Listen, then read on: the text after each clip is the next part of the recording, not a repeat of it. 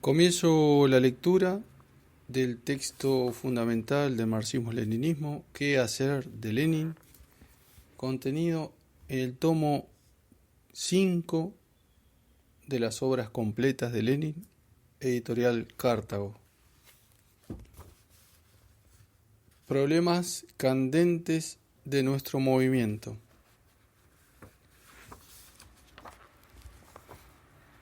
Lenin preparó su trabajo ¿Qué hacer? Problemas candentes de nuestro movimiento en la primavera de 1901. Según sus propias palabras, el artículo ¿Por dónde empezar?, que escribió en mayo, fue el esbozo del plan que desarrolló más tarde en el presente trabajo. En el otoño de 1901 se dedicó de lleno a esta obra y en diciembre se publicó en el número 12 de Iskra su artículo titulado Conversación con los defensores del economismo, que posteriormente consideró un resumen de qué hacer. Decía allí: en esta charla solo nos hemos referido superficialmente a los problemas en disputa. Dedicaremos a su estudio minucioso un folleto especial que, confiamos, aparecerá dentro de un mes y medio aproximadamente. Véase el presente tomo, página 373. En enero de 1902 termina el libro y en febrero escribe el prólogo. El 10 de marzo, en el número 18 de Iskra, se anuncia su publicación. ¿Qué hacer? Desempeñó un importante papel en la lucha de la clase obrera de Rusia para crear un partido marxista revolucionario en el triunfo de la tendencia leninista iskrista que se iba imponiendo dentro de los comités y organizaciones del Partido Obrero Socialdemócrata Ruso y luego en 1903 en el Segundo Congreso. En 1902-1903 la obra alcanza gran difusión en las organizaciones socialdemócratas de toda Rusia. La policía la confisca en todos los allanamientos y detenciones de los socialdemócratas de Kiev, Moscú, Petersburgo y Nizhny Novgorod, Kazán, Odessa y otras ciudades. En el informe elevado por la organización de Iskra al Segundo Congreso del Post, se señalaba que ¿qué hacer? Tiene gran ascendiente sobre los militantes rusos. Muchas personas adhieren a Iskra y así lo reconocen personalmente gracias a la influencia de este libro.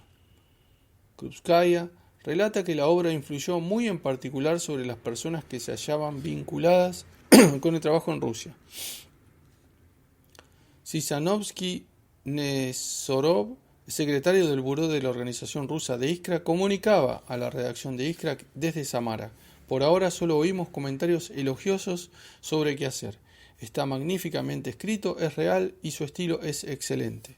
Radchenko, agente de Iskra, escribía desde Petersburgo: trabajo siempre con el arado leninista porque es el que mejor rotura la tierra, arranca magníficamente la corteza de la rutina, muele la tierra que nos promete sus frutos y cuando tropieza con la cizaña que ha sembrado Rabochire Dielo, la arranca siempre de raíz. Extraordinario. El comité de Moscú del Post envió a la redacción del periódico una nota de agradecimiento a Lenin por su trabajo y éste le contestó con la siguiente carta fechada el 11 de agosto de 1902.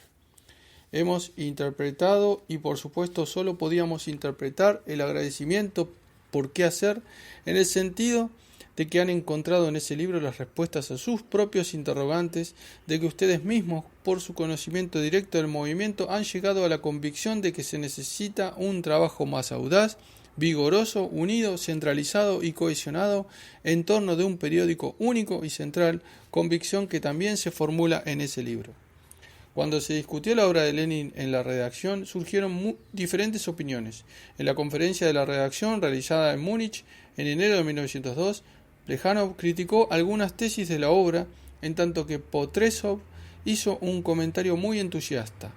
La tesis principal del libro sobre la correlación entre el elemento consciente y espontáneo del movimiento obrero sobre el papel dirigente del partido en la lucha revolucionaria de clase del proletariado fue formulada en el proyecto de programa del Post, elaborado por la redacción de Iskra con el acuerdo de todos los miembros de la misma. Por consiguiente, no podía hablarse de diferencias de principio acerca de esta cuestión entre el proyecto de programa y el folleto que hacer. Véase Vladimir Ilich Lenin, obra citada, tomo 13, prólogo a la recopilación en 12 años. En el segundo congreso del Post, los anticristas Martínov y Akimov fundamentaron con una crítica a qué hacer sus objeciones al proyecto de programa preparado por la redacción. No obstante, la mayoría, que incluía a los cristas, entre ellos Plejanov y Martov, se solidarizó con la obra de Lenin, con su formulación del papel del elemento consciente, es decir, de la socialdemocracia en el movimiento revolucionario del proletariado. Después del Congreso, cuando los mencheviques iniciaron una revisión sistemática de todas las ideas fundamentales de la vieja Iskra, Plejanov se encargó de refutar, entre comillas, los conceptos que Lenin expresaba en su trabajo y solo entonces declaró que disentía por completo de aquel en lo referente al problema de la conciencia y el elemento espontáneo. El artículo de Borovsky, Frutos de la demagogia, cuya redacción corrigió y completó Lenin, sirvió de respuesta a esos ataques. La obra fue reeditada en la recopilación en 12 años, publicada en noviembre de 1907, aunque en la portada dice 1908, en cuya oportunidad el autor suprimió algunos detalles y pequeñas notas polémicas a fin de reducir la extensión del trabajo, pero al mismo tiempo agregó 5 notas al pie de página para completarla. En el presente volumen, el trabajo se publica de acuerdo con el texto de 1902, confrontado con la edición de 1907. Comienzo la lectura, camaradas. ¿Qué hacer? Problemas candentes de nuestro movimiento. La lucha partidaria da a un partido fuerza y vitalidad. La prueba más grande de la debilidad de un partido es su dispersión y la imprecisión de sus posiciones. El partido se fortalece depurándose. Extracto de una carta de La Salle a Marx, 24 de junio de 1852.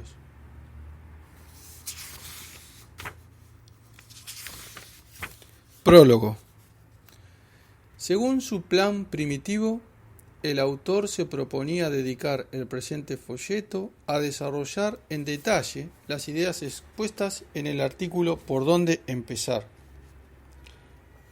Iskra número 4, mayo de 1901.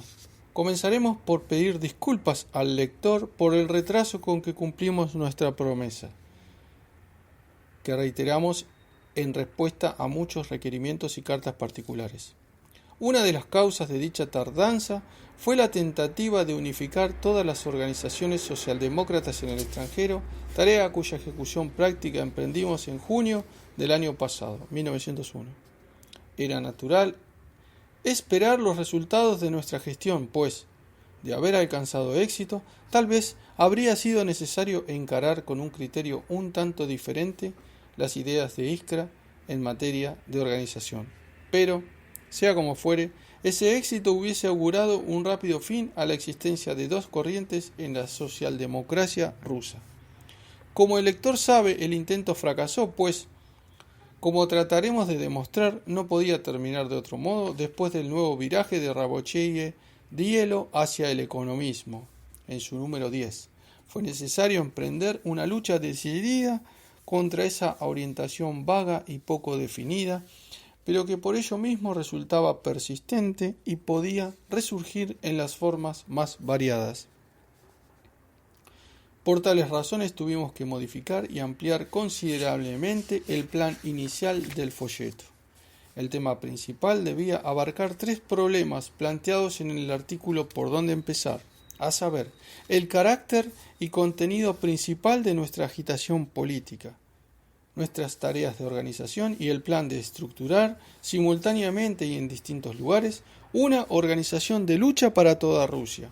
Estos problemas interesan desde hace mucho tiempo al autor, quien trató de plantearlos en Rabochaya Gazeta, en ocasión de una de las tentativas infructuosas de reanudar su publicación.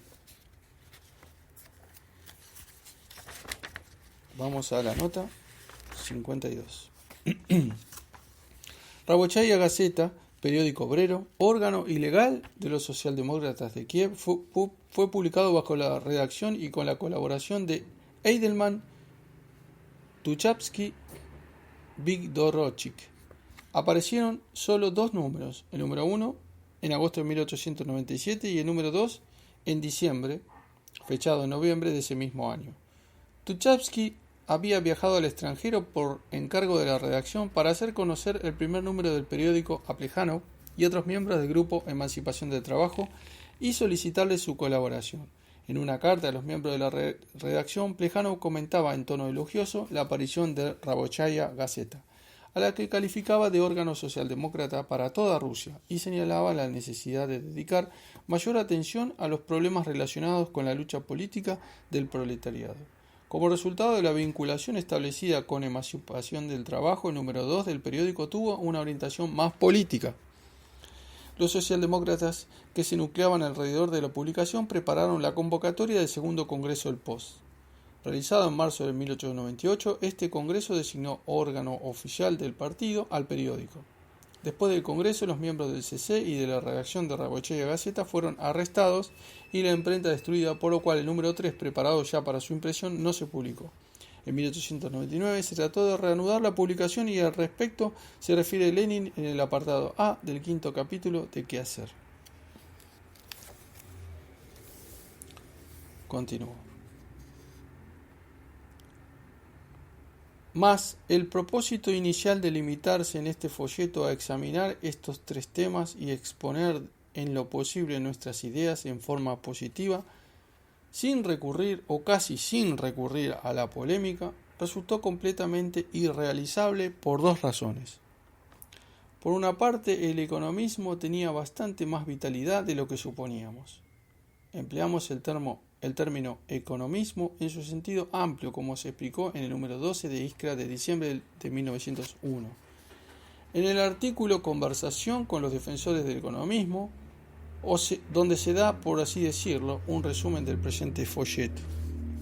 Ya no cabía duda de que los distintos conceptos sobre el modo de resolver esos tres problemas se explican mucho más por un antagonismo radical entre las dos orientaciones de la socialdemocracia rusa que por divergencias de detalle.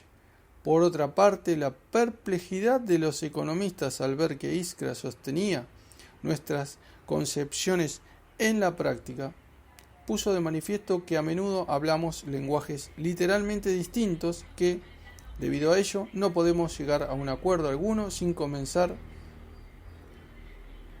a bobo desde el principio, que es necesario intentar una explicación sistemática en la forma más popular posible sobre la base del mayor número posible de ejemplos concretos con todos los economistas en lo referente a todos los puntos fundamentales de nuestras discrepancias. Y por eso resolví intentar la explicación con plena conciencia de que ello aumentaría considerablemente la extensión del folleto y retardaría su aparición.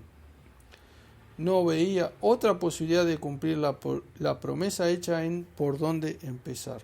Por consiguiente, a las disculpas por el retraso debo añadir las excusas por los enormes defectos del folleto en lo que a forma literaria se refiere. Tuve que trabajar con una precipitación extrema y además fui interrumpido por otras tareas que reclamaban mi atención.